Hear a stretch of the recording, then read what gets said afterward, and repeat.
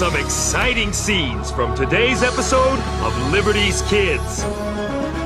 What are the terms our American spy presents to us? Sir, with all due respect, this is an unacceptable risk. Should I pose as John Anderson, as he suggests, and be captured, I'll not be treated as a prisoner of war, but as a spy. And as you know, sir, captured spies are hanged.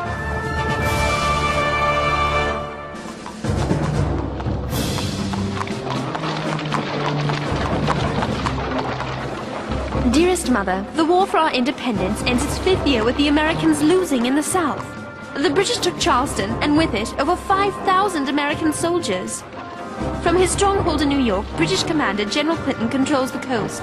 Only the fortifications at West Point stop him from using the Hudson River to cleave the states in two. General Washington tries valiantly to gain ground in New York, but we are at a stalemate. To make matters worse, there is constant talk of spies. Just the other day, James told us of his conspiracy theory. Sarah! James says there's only one explanation as to why things are going badly for General Washington. And what might that be, James? Spies. Spies? What proof of that could you possibly have? What happened when General Washington planned to attack Sir Henry Clinton in New York? Nothing happened. Exactly. Because of Clinton's sudden countermoves that could only have taken place if the English had secret inside information. Makes sense to me. If James were correct, which I hope he is not, the spy would have to be someone in a trusted position close to General Washington. And I cannot imagine who could be so disloyal to such a noble person and such a noble cause.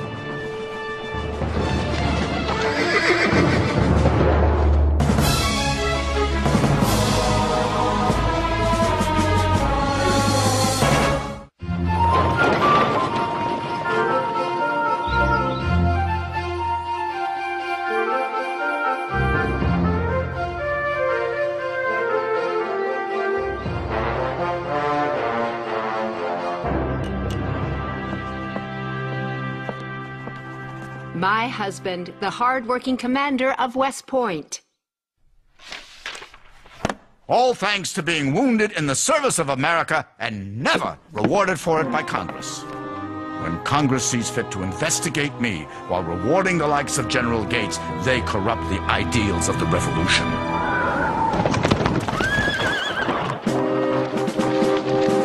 I'm so excited about the story I am covering.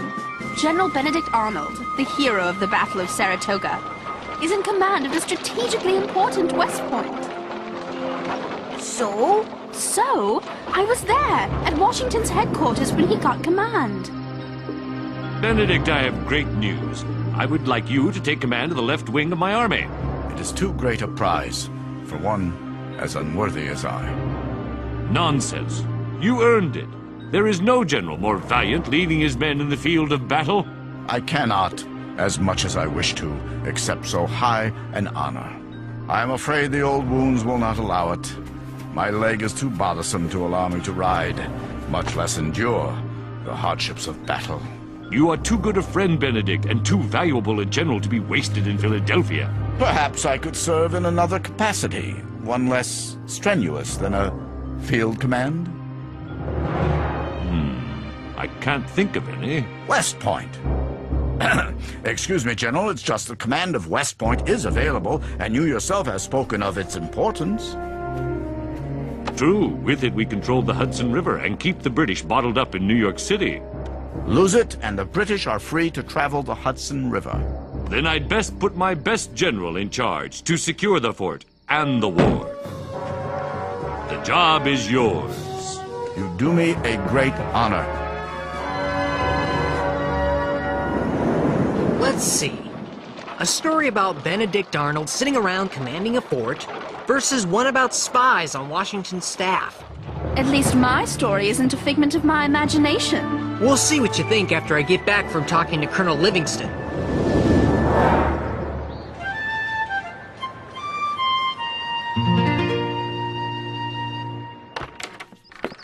When spies write messages, they do it so only other spies can read it. how? Sometimes they use invisible ink. Oh, I love invisible ink. It shows up when you heat it. Right. Others use a piece of paper with holes in it. See? If you read only the words you can see in the holes, you get the secret message. Sometimes they write their message in coded numbers that refer to a specific page, sentence, and word in a book.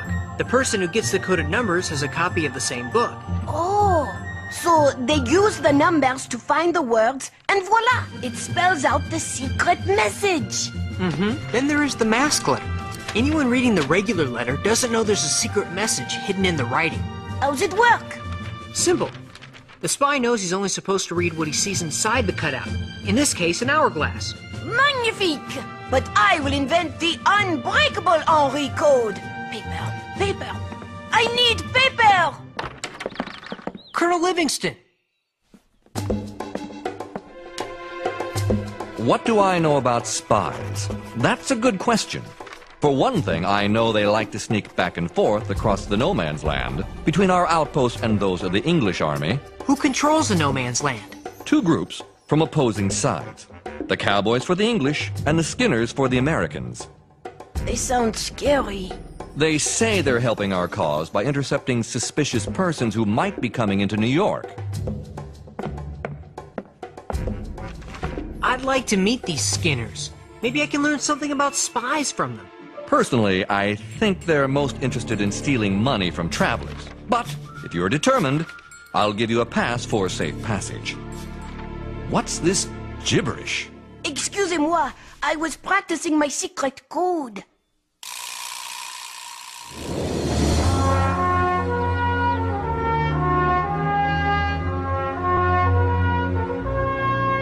General Washington, I expect you're pleased to have Benedict Arnold command the fort at West Point. Yes, if only I had 10 more Benedict Arnolds. Maybe then I could overcome British advantages of manpower and supplies in the South. With all respect, sir, you seem worried. It is my job to worry. But no more of it, for I insist you join me for breakfast at General Arnold's house. It would be a pleasure.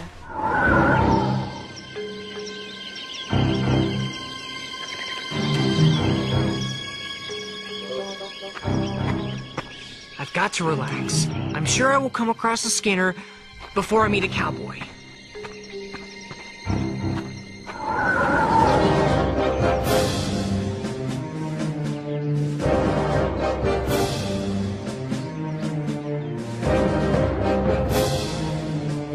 So, Major Andre, what are the terms our American spy presents to us? One moment, please, sir. There. I finished deciphering the letter. Perhaps, General Clinton, you should read it for yourself.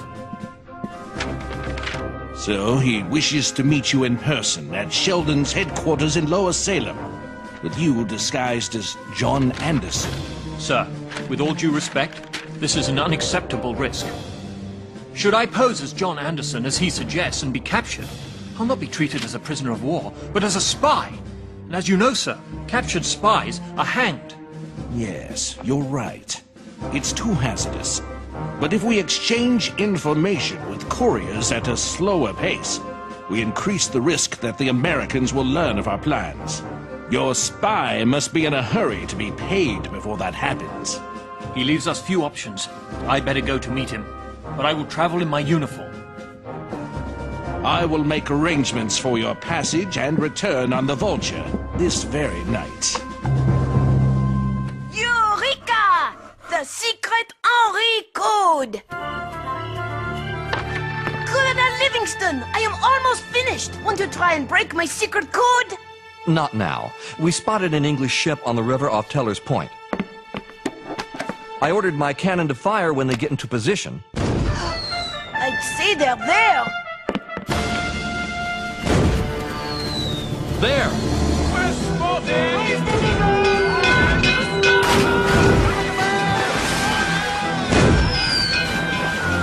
She got away.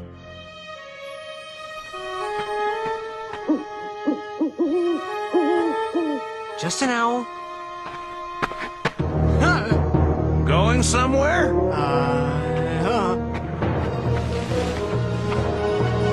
Come, lads!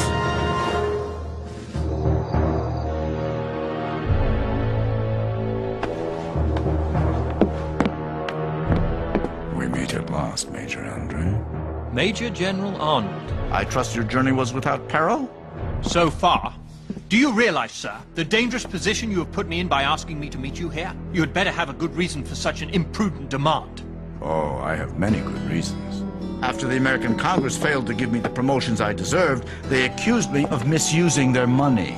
Perhaps it will make you feel better to know you shall be given a rank and commission in the British Army befitting a general of your talents. And the 20,000 pounds? Your new loyalty commands a high price, but we agree. Thank you. Sadly, I find myself deeply in debt due to some ill-fated business ventures and my wife's lavish lifestyle. My regards to your wife. I have not had the pleasure of seeing her since our occupation of Philadelphia. Ah, yes. Peggy never really lost her fondness for the crown and Mother England. She is not alone in her affection for His Majesty. There are a great many loyalists. And I expect there will be a great many more when they hear of my defection. We all know the war goes badly for the Americans in the South. I, for one, believe you British will be victorious, and I'd like to be on the winning side. May we get to the point? Every moment I delay increases the chances of my being discovered. Sir, I give you victory. These are plans to the fortifications at West Point, along with the placement of the troops under my command and my promise to further weaken the garrison by sending most of the troops to the countryside. Information I'm sure General Clinton will find useful when he attacks.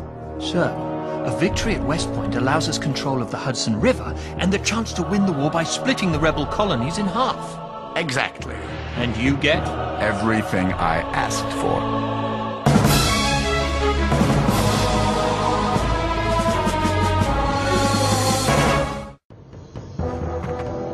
Who be ye? Loyalist or patriot?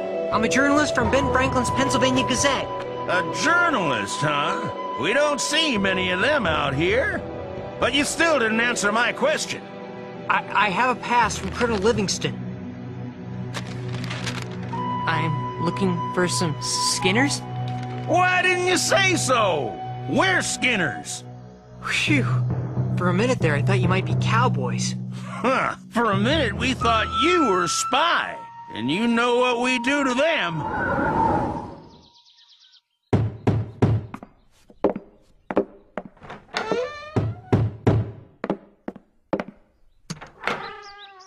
Major Andre. My ship, the Vulture, sailed without me. She was driven upstream by American troops. You shall have to return to the British lines by traveling overland. General, are you mad? I'm behind the American lines. Your lines. No longer. When I gave you the plans to West Point last night, I would say that I officially switched sides. The point is, I'm wearing a British officer's uniform. How long do you think it will be before I'm spotted? Here, take this pass. This area is under my command. My signature will guarantee safe passage to you as American Agent John Anderson. There are some civilian clothes piled on that bench. You can change into those. If I pose as an American in civilian clothes and am discovered, I'll be treated as a spy. It's your decision.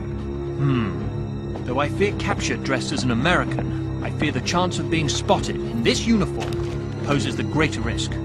I think the plans to West Point are less likely to be spotted in this boot than in the pouch bearing the seal of His Majesty. So, how did all of you come to be Skinners? I mean, there are those who say Skinners are just bandits. We're here to hunt down cowboys or catch spies, which we can't do with your continual jabbering. Shh. You hear that? Hear what? Now! After we shoot!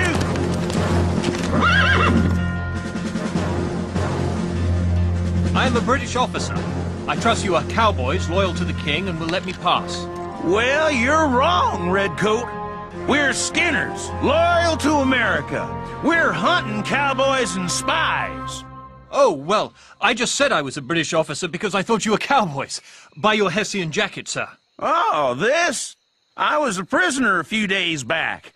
I grabbed it when I escaped. Actually, my name is John Anderson, and I'm an American. I have a pass signed by General Arnold. I'm not interested in your pass. I'm interested in where your money is. I thought you said you weren't bandits. We're gonna see if he has any English coin on him. I mean, that'd prove he was an English officer, wouldn't it? I guess. Boys?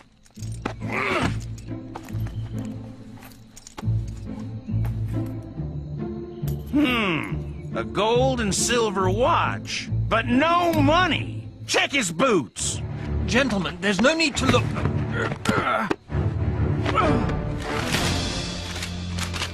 What have we got here?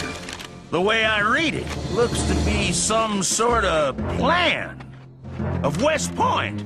You're a journalist. What do you make of it? These are the plans to West Point, all right. But what's he doing with them?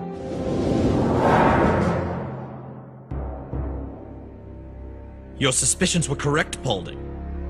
These are plans of West Point, and there appear to be notations telling how to render the fortifications useless. Paulding, I want you to take this man, these papers, and this message to General Arnold. I'm sure General Arnold can straighten this out. Not so fast. Jameson, am I to understand that this man was carrying plans of the fortifications at West Point? Yes, sir. You don't find that suspicious? I do. I want those papers sent with a message to General Washington that we are holding a man as a spy. Spy? If he's a spy, then he must be communicating with someone close to Washington. My theory. I was right. I pray your so-called theory is wrong. For if these papers were indeed written by Arnold's hand, then that would make Benedict Arnold a traitor as well. This is terrible. I've got to find Sarah. Gentlemen, please, have some breakfast. Aides to General Washington are always welcome at the Arnold breakfast table. She's right, gentlemen. I may be a general, but I never, ever argue with my wife. Thank you, Samantha. Ah, it's a message from Talmadge. Oh, and Samantha, please prepare some more food. General Washington and a guest will be arriving shortly. Benedict, what is it? Something's come up, dear. We must talk upstairs. Gentlemen, if you'll excuse us for a moment. Quick, close the door. Benedict, what is... I must leave immediately. My life depends on it. Leave? Benedict, you're scaring me. I don't have time to explain. I gave the plans of West Point to Major Andre. What for? John's involved with you in something? Yes, he's been caught. It won't be long before Washington learns I've betrayed America to the British and they come to arrest me.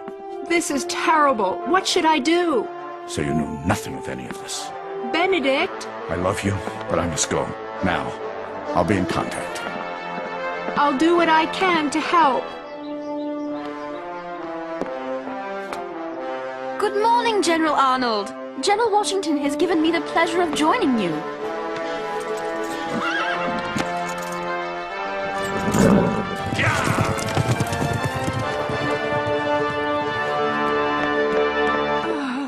What's happened?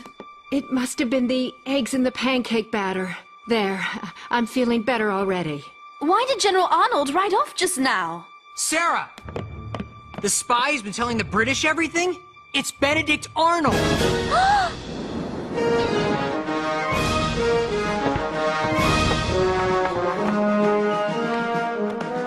Arnold has betrayed us. Whom can we trust now? Selling the plans to West Point for 20,000 pounds. I want the army on marching alert. Bring all troops from the surrounding countryside to West Point and prepare to be attacked. Now we know why Arnold begged Washington for command of West Point. He even spread our soldiers out to make them vulnerable to attack. All the lives he's jeopardized. All the people he's betrayed. General Washington who supported him. His men who died for him. And you, Sarah, you traveled with him. You respected him. I was inspired by him. He seemed so thrilled when I told him I'd become a patriot. I wonder if he'd already become a traitor. Is that what I am, James? A traitor to my country? This is your country. Why is it noble for me to turn to the American side, but evil when he defects to the British? You did it for liberty. Arnold did it for money and ambition. And he didn't care who would suffer or die so he could get them. Yes, I did it for liberty. And I write for liberty too.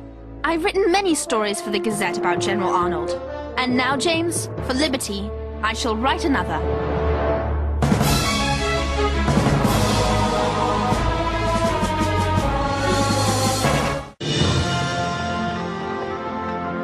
We have all been betrayed by Benedict Arnold. Those of us who knew of him, and those of us who knew him. Follow me to victory! Some think the treachery of such a great soldier will cause us to lose heart and give up our fight. But I know it will not, because we do not fight for Benedict Arnold. We do not even fight for George Washington. We fight for freedom. And that cause is bigger than any man. Sarah, James, Moses! I've got it! A secret letter code that General Washington can use. And the British won't be able to figure it out? Nope. Regardez. See? Just an ordinary letter. Now watch. You just read what isn't covered by your hand. Isn't it amazing? It's amazing, all right. There's just one problem. What if the person trying to read your coded letter has a bigger hand than you? Like mine. Dear, I am a pest? Oh, I didn't think of that.